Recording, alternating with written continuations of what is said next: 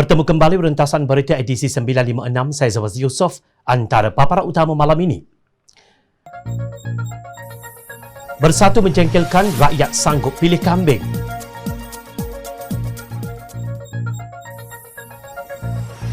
Perjumpaan Anwar Ismail Sabri demi rakyat.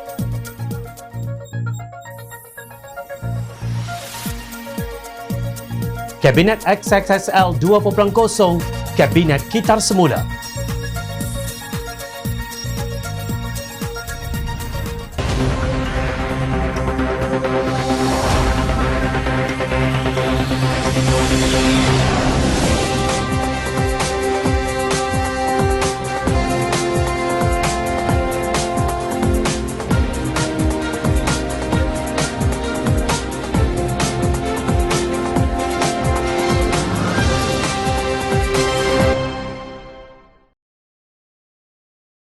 Assalamualaikum dan salam sejahtera. Sungguh, sejak berlakunya langkah Sheraton pada Februari 2020, rampasan kuasa secara jahat yang dilakukan oleh salah satu komponen dalangnya, Parti Pribumi Bersatu Malaysia atau Bersatu, sehingga jatuhnya kerajaan mandat rakyat, Pakatan Harapan PH, kelihatan mereka tidak pernah senang duduk. Ketika mentadbir negara selama 18 bulan, tidak pernah satu hari pun mereka tidak gagal. Pelbagai kenyataan dangkal para menterinya, penipuan, derhaka dan pelbagai tindakan menjadi bualan rakyat. Namun hairan bin ajaib, tidak pernah sesaat pun mereka menyedari kesilapan demi kesilapan yang dilakukan, malah lebih selesa menuding jari kepada pihak lain. Sehingga ke hari ini, walaupun Perdana Menteri Tebuk Atap Tan Sri Mahyadin Yassin telah meletakkan jawatan pada 16 Ogos lalu, pihak pembangkang dan PH juga yang dituduh menjatuhkan mereka, sedangkan seluruh dunia tahu bahawa yang menurunkan mereka dari tahta Putrajaya sebagai Perikatan Nasional adalah UMNO. Terkini menarik untuk jom channel kongsikan, Ketua Arbada Nasional Senator Wan Ahmad Faisal Wan Ahmad Kamal terus-menerus menyalahkan pembangkang yang kononnya tak henti berpolitik hingga pelan pemulihan negara PN hilang fokus. Beliau dengan selamba berkata kerajaan PN terpaksa berdepan dengan konspirasi yang melambatkan seluruhan PPN itu dilaksanakan. Pembangkang sepatutnya memberikan idea kepada kerajaan untuk menggerakkan PPN khususnya melibatkan ekonomi, sektor sosial dan sebagainya. Di sinilah nilai tambah yang pembangkang boleh bawakan itu sangat-sangat dihargai. Katanya yang menjadi panelis program Skop MG bertajuk Majlis Pemulihan Negara Mana Mulanya yang disiarkan secara langsung malam Khamis lalu. Mengulas lanjut, bekas Timbalan Menteri Belia dan Sukan itu berkata, pelan pemulihan yang ada perlu diikuti oleh semua pihak, terutama rakyat, kerana jika hanya pelan sahaja tanpa pelaksanaan, ia tidak berguna. Sekejap, rasanya dah berbuih mulut pembangkang memberikan pelbagai saranan, idea dan nasihat kepada Tan Sri Mahyadin Yassin sebelum ini. Namun tidak satu pun dipandang atau diberi pertimbangan. Bukan sahaja pembangkang, malah ramai pakar yang memberikan pelbagai saranan demi kesihatan, sosial dan ekonomi rakyat. Adakah Wan Faisal mengakuinya atau lebih selesa menafikannya? Dalam pada itu, Wan Ahmad Faisal dengan penuh yakin merasakan kononnya majoriti menteri kerajaan terdahulu akan dikekalkan di bawah Perdana Menteri baharu. Tapi kita sudah ada jambatan, kita sudah tukar kerajaan, kita sudah tukar Perdana Menteri. Kita harap lepas kabinet yang baharu ini dan rasa ramai menteri-menteri yang lama dikekalkan kerana mereka sudah ada momentum daripada segi gerak kerja, kita boleh keluar dari masalah ini, katanya lagi.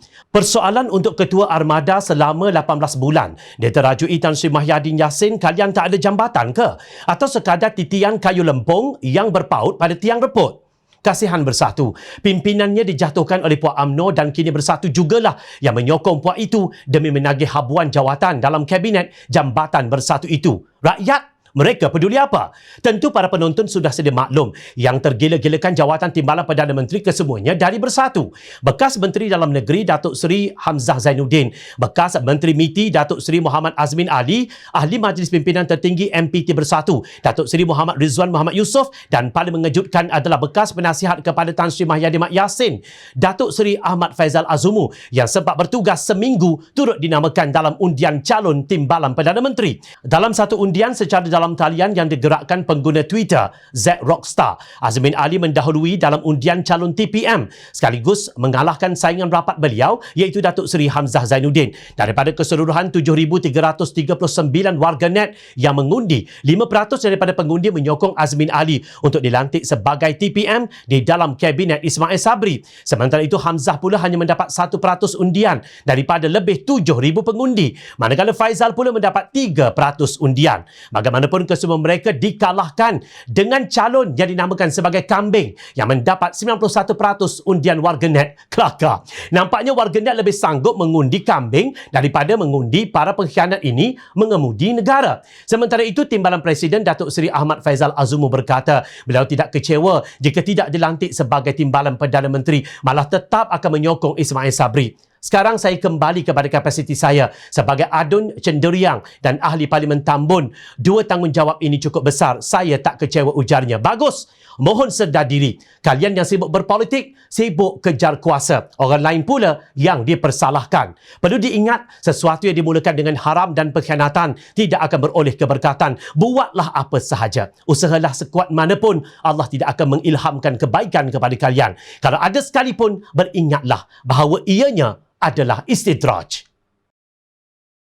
Malaysia sekali lagi mencatatkan kes kematian tertinggi akibat COVID-19 apabila 393 lagi kes baru dilaporkan setakat semalam. Angka itu menjadikan jumlah kematian akibat pandemik tersebut mencecah 15,211 kes iaitu 0.93%. Menjelang pengumuman pembentukan barisan Kabinet Baharu Perdana Menteri juga, kes baharu jangkitan COVID-19 merekodkan angka tertinggi dengan 24,599 kes pada Khamis. Ketua Pengarah Kesihatan Tan Sri Dr. Nur Hisham Abdullah berkata, walaupun negara mencatatkan jumlah kes tertinggi sepanjang pandemik, kebanyakan kes yang dilaporkan adalah berada di kategori klinikal 1 dan 2 semasa didiagnosa. Menurutnya, jumlah bagi kedua-dua kategori itu ialah 23,939 kes bersamaan 97.3% daripada keseluruhan kes. Sebanyak 660 kes bersamaan 2.7% pula adalah daripada kategori 3, 4 dan 5.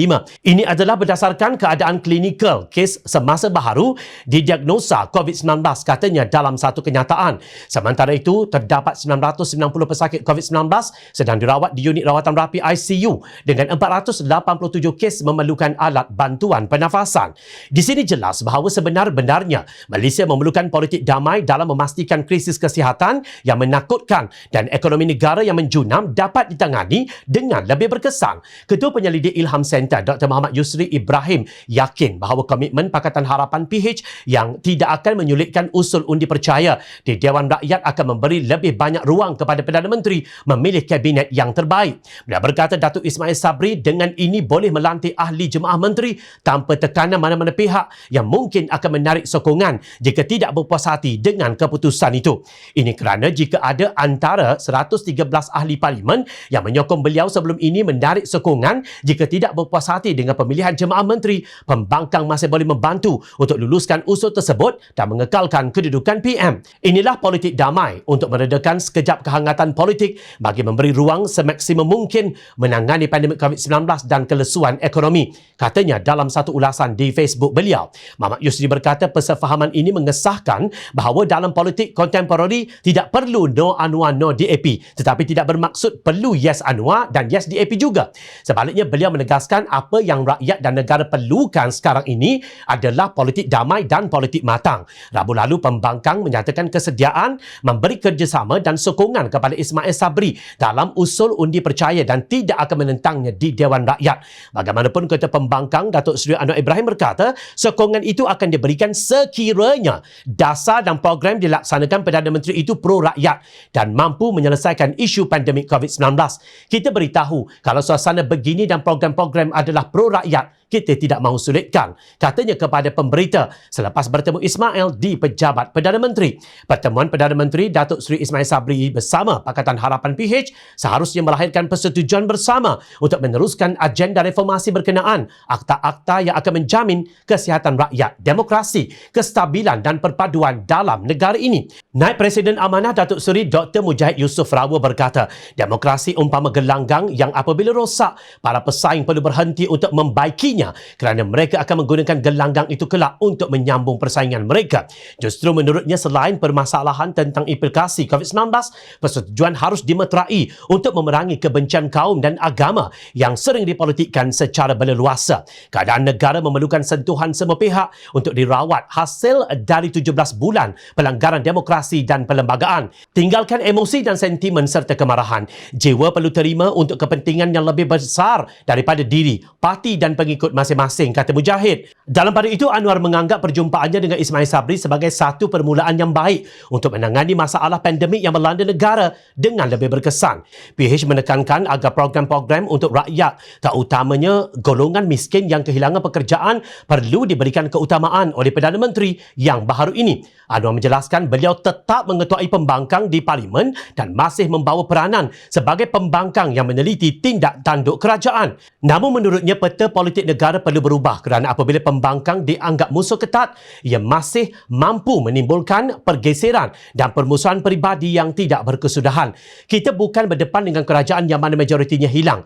Dia masih ada majoriti kecil tetapi memerlukan satu kerjasama supaya menjamin tidak ada keluh kesah dan kerisauan meneruskan undang-undang. Saya tidak minta jawatan di situ. Bukan ada rundingan kedudukan. Rundingan itu pertama soal COVID-19, kedua soal ekonomi rakyat. Dan sekiranya perkara ini dapat disepakati, maka kita boleh berjaminan kerajaan itu akan agak stabil dan kita suarakan jangan ambil tokoh yang nyata prestasinya sangat lemah sebelum ini. Ujarnya, tepat sekali. Yang gagal perlu diketepikan. Tampilkan mereka yang berwibawa dan mampu membela rakyat dan negara, yang benar-benar ikhlas berjuang, bukannya yang hanya tahu gilakan jawatan untuk survival politik parti mereka. Spesies seperti ini, kita tolak ke gaung kehancuran. Jika ada kerajaan yang hanya mengikut telunjuk pihak lain, iaitu rakan sekongkol yang berkemungkinan menarik sokongan bila-bila masa, bagaimana mungkin kerajaan itu dapat menjalankan tabik urus yang baik untuk negara dan sampai bila krisis politik berterusan menjahanamkan negara dan rakyat.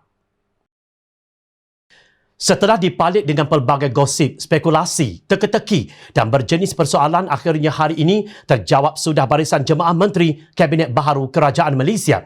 Pengumuman senarai Jemaah Menteri bagi Kabinet Baharu itu dibuat jam 11 pagi tadi selepas hampir seminggu Datuk Seri Ismail Sabri Yaakob mengangkat sumpah sebagai Perdana Menteri ke-9 susulan peletakan jawatan Tan Sri Mahyadin Yassin 16 Ogos lalu. Kelihatannya Ismail Sabri mengikut jejak bekas ketuanya dalam Kerajaan Perikatan Nasional Tan Sri Mahyadin Mat Yassin dengan tidak mewujudkan jawatan timbalan Perdana Menteri. Ismail Sabri juga melantik Menteri Kanan yang berfungsi membantu beliau menjalankan tugasan. Kesemua barisan kabinet tersebut diperkenankan oleh Yang di-Pertuan Agong Al-Sultan Abdullah Riayatuddin Al-Mustafa Billah Shah selepas dipersembahkan di Istana Abdul Aziz Pahang semalam. Beberapa muka lama dikekalkan dan bertukar portfolio, antaranya Menteri Kanan Perdagangan Antarabangsa dan Industri Datuk Seri Azmin Ali, Menteri Kanan Pertahanan Datuk Seri Syamudin Tun Hussein, Menteri Keuangan Senator Tengku Datuk Seri Zafrul Tengku Abdul Aziz, Menteri Kanan Kerja Raya Datuk Seri Fadilah Yusof, Menteri Kesihatan Khairi Jamaluddin Abu Bakar dan Menteri Sains Teknologi dan Inovasi Dr. Adham Baba. Kelihatan di situ beberapa nama menteri gagal sebelum ini yang masih dikekalkan dan diangkat sebagai menteri, sama ada kekal atau ditukarkan ke kementerian lain. Nama yang paling jelas adalah Menteri MITI. Siapa lagi kalau bukan Azmin Ali dan Menteri Kesihatan Dr. Adham Baba yang ditukarkan kepada Menteri Sains Teknologi dan Inovasi.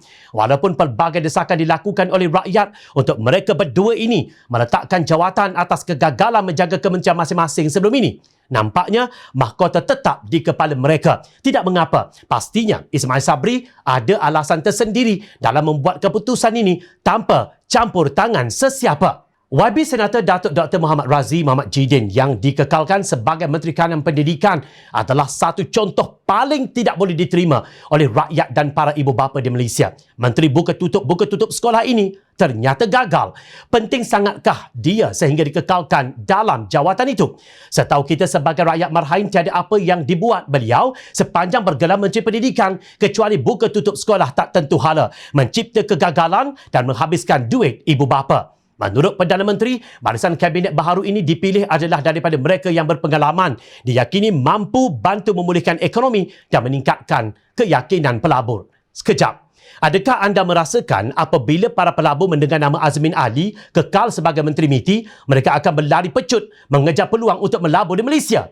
Rasanya anda semua pasti ada jawapan yang tuntas untuk persoalan ini. Dan adakah masa depan anak-anak di alam persekolahan akan terjamin dengan kekalnya Razi Jidin sebagai Menteri Kanan Pendidikan? Juga jawapannya ada pada anda semua.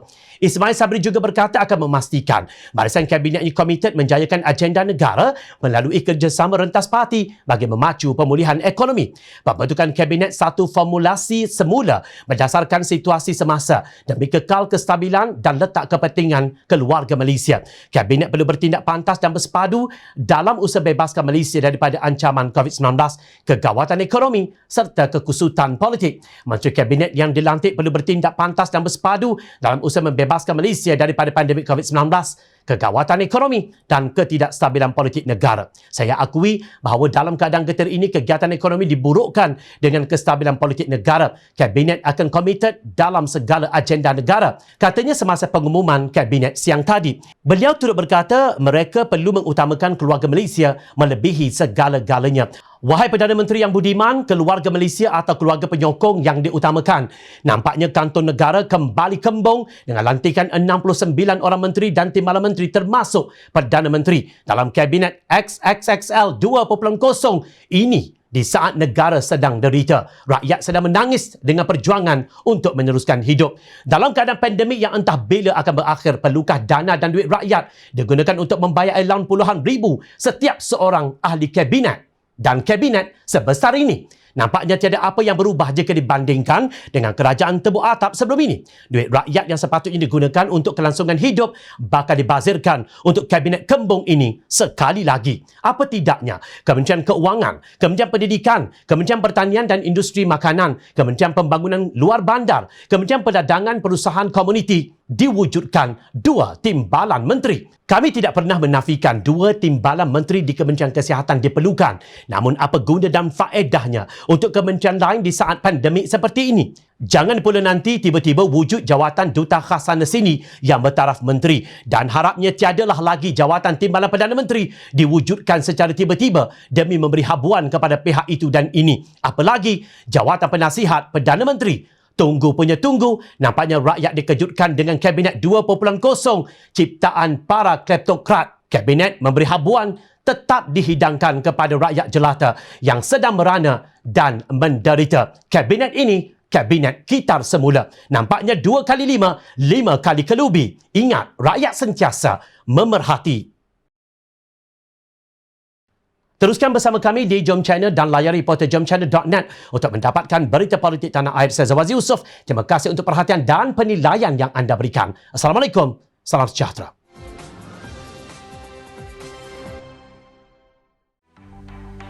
Mencari maklumat dan berita politik yang bebas, kupasan yang tepat, panas. Dapatkannya secara eksklusif hanya di Jom Channel. Komitmen kami, rentasan berita Isnin hingga Jumaat. Berbicara dan isu semasa, kami garapkan secara langsung. Panel-panel berkaliber dan profesional. Interaktif, pandangan anda kami raikan. Jangan lupa bersama kami di setiap hujung minggu dalam edisi khas mingguan. Jom Channel, moving forward, sharing a new experience.